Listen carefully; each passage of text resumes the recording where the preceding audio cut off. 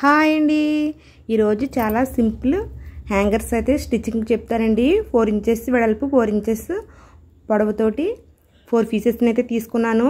2 pieces ఒక colour 2 pieces ఒక colour తీసుకున్నాను. ఈ 4 పీసెస్ని ఈ విధంగా పోలింగ్ చేసుకుని నేను మార్కింగ్ చేసిన విధంగా మార్కింగ్ చేసుకుని కట్ చేసుకుంటే ఇవి వచ్చేసి మనకి రౌండ్ షేప్లో అయితే వస్తాయండి.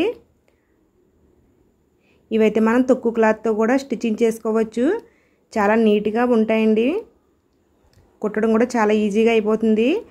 అలాగే మనం చెరొక కలర్ని జాయింట్ చేసుకుని సర్కిల్ని అయితే రెడీ చేసుకోవాలి. మనం తిరగ వేసుకోవడానికి కొద్దిగా గ్యాప్ అయితే వదులుకుని చుట్టూ కుట్టు అయితే వేసుకోవాలండి. ప్లీజ్ అండి వీడియో లైక్ చేయండి. ఈ వీడియో మీరు లైక్ చేస్తే ఈ వీడియో ఎక్కువ మందికి వెళ్తుంది. అలాగే ఛానల్ కూడా సబ్స్క్రైబ్ చేశారంటే నేను పెట్టి ప్రతి వీడియో మీకు వస్తుందండి. ఈ విధంగా తిరగ వేసుకున్న తర్వాత మనం గ్యాప్ని అయితే క్లోజ్ చేసేసుకుని కుట్టు అయితే వేసేసుకోవాలి. ఈ విధంగా కుట్టు వేసుకున్నాక ఈ సర్కిల్ని అయితే మనము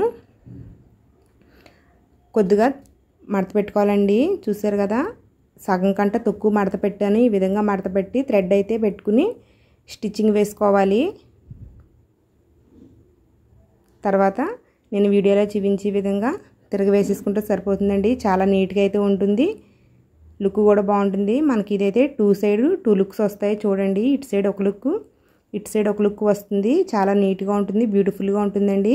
మీరు లేయర్స్ కింద ఈ సర్కిల్స్ని ఇంకా ఎక్కువ కూడా పెట్టుకోవచ్చు అనమాట. నేనైతే సింగిలే స్టిచ్చింగ్ చేస్తాను. మీరు 2-3 వాటిని కూడా పెట్టుకున్నారంటే ఈ యాంగిల్స్ చాలా నీట్గా అయితే ఉంటాయండి. ప్లీజ్ అండి వీడియో లైక్ చేయండి.